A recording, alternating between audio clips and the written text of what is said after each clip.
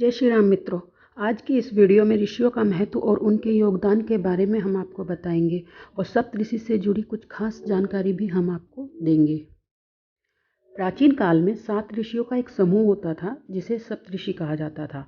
वेदों में इन 7 ऋषियों को वैदिक धर्म का संरक्षक माना गया है। इन्हीं ऋषियों के नाम से कुल के नामों का भी पता लगाया जाता है। इन ऋषियों पर ब्रह्मांड में संतुलन बनाए रखने और मानव जाति को सही राह दिखाने की जिम्मेदारी होती है। हर काल में अलग अलग सप्तऋषि होते हैं। अंगिरा ऋषि ऋग्वेद के प्रसिद्ध ऋषि अंगिरा ब्रह्मा के पुत्र थे। उनके पुत्र बृहस्पति देवताओं के गुरु थे। ऋग्वेद के अनुसार ऋषि अंगिरा ने सर्वप्रथम अग्नि उत्पन्न की थी।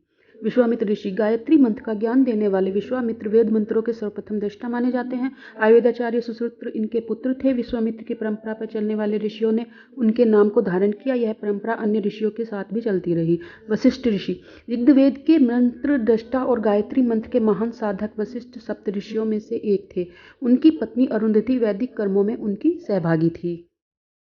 कश्यप ऋषि मारीच ऋषि के पुत्र और आर्य नरेश दक्ष की 13 कन्याओं के पुत्र थे। स्कंद पुराण के केदार खंड के अनुसार इनसे देव, असुर और नागों की उत्पत्ति हुई। जमदग्नि ऋषि भृगुपुत्र यमदग्नि ने गोवंश की रक्षा पर ऋग्वेद के 16 मंत्रों की रचना की है। केदार खंड के अनुसार वे आयुर्वेद और चिकित्सा शास्त्र के ज्ञाता थे।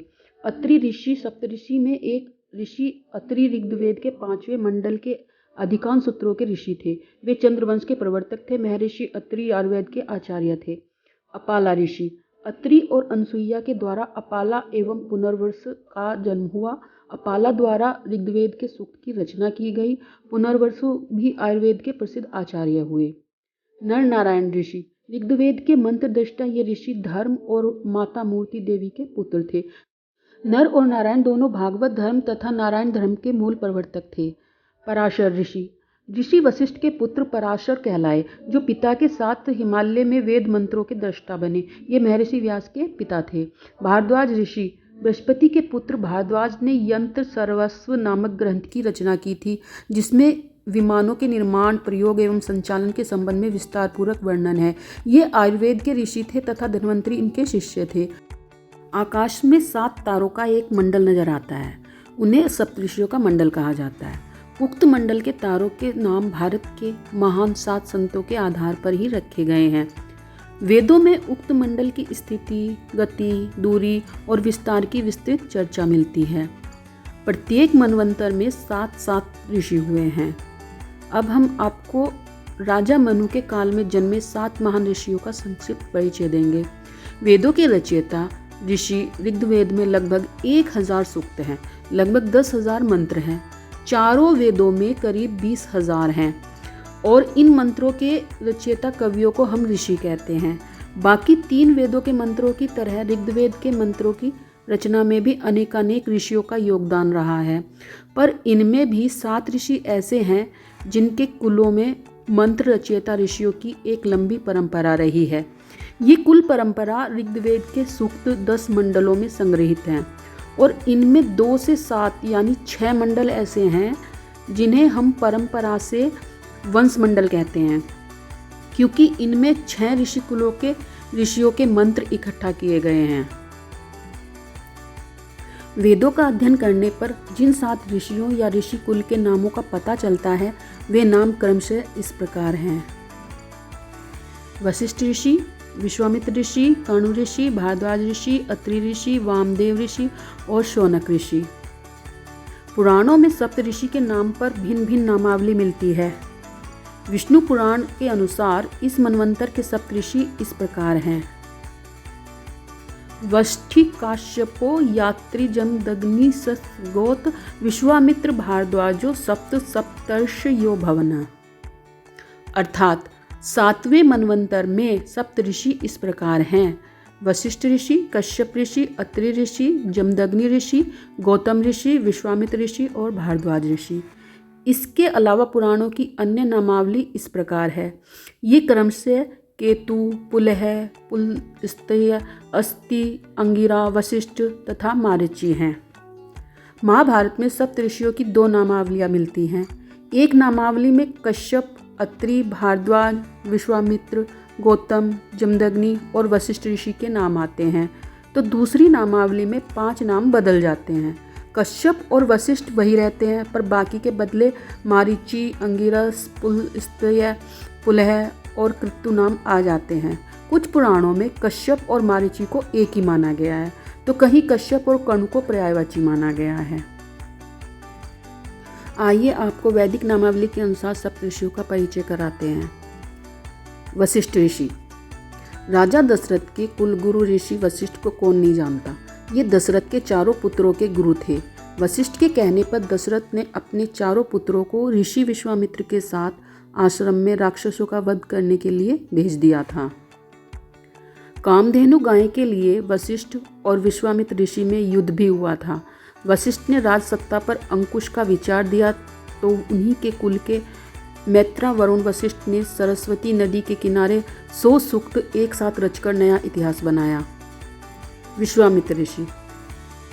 ऋषि होने के पूर्व विश्वामित्र राजा थे और ऋषि वशिष्ठ से कामधेनु गाय को हड़पने के लिए उन्होंने युद्ध किया था, लेकिन वे हार गए। इस हार ने ही उन्हें घोर तपस्या के लिए प्रेरित किया था।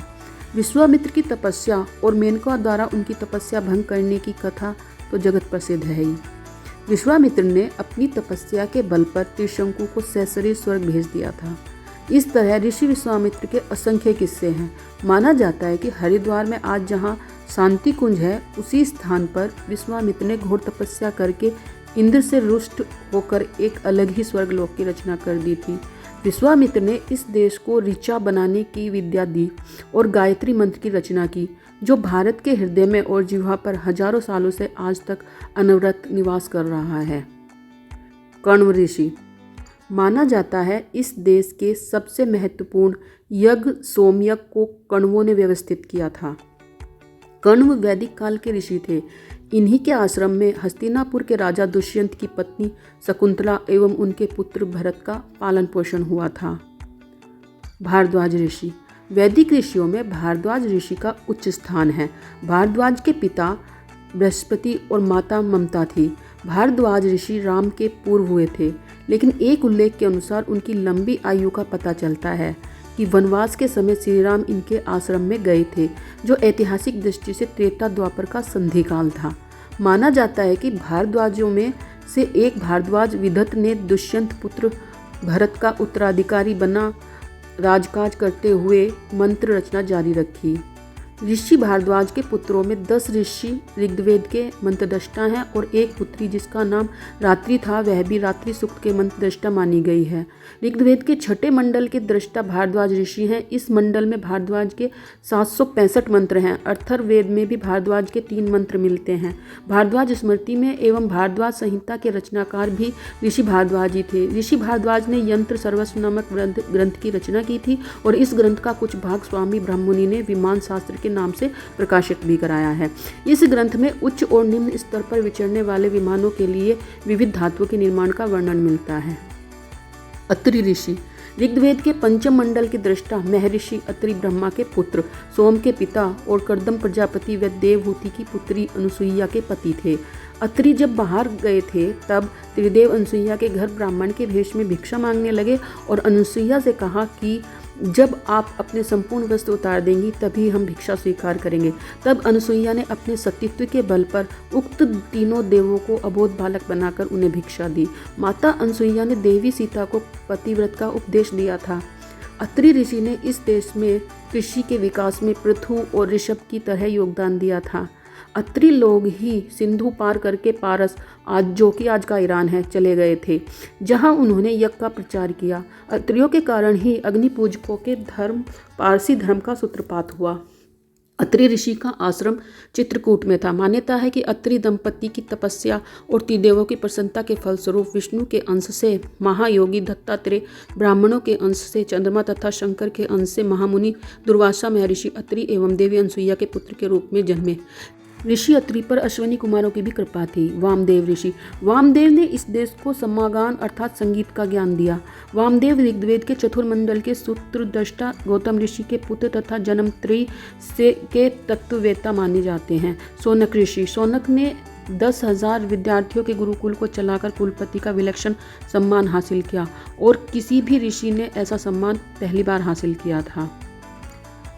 फिर से एक बार हम आपको बता दें, कि वशिष्ठ, विश्वामित्र, कर्ण, भारद्वाज, अत्रि, वामदेव और शौनक, ये हैं वे 7 ऋषि जिन्होंने इस देश को इतना कुछ दे डाला कि कृतज्ञ देश में इन्हें आकाश के तारामंडलों पर बिठाकर एक ऐसा अमृत दे दिया कि सप्त ऋषि शब्द सुनते ही हमारी कल्पना आकाश के तारामंडलों पर टिक जाती है। इसके अलावा मान्यता है कि अगस्त्य, कश्यप, अष्टावक्र, याज्ञवल्क्य, कात्यायन, अत्रेय, कपिल, जैमिनी, गौतम आदि सभी ऋषि उक्त 7 ऋषियों के कुल के होने के कारण इन्हें भी वही दर्जा प्राप्त है।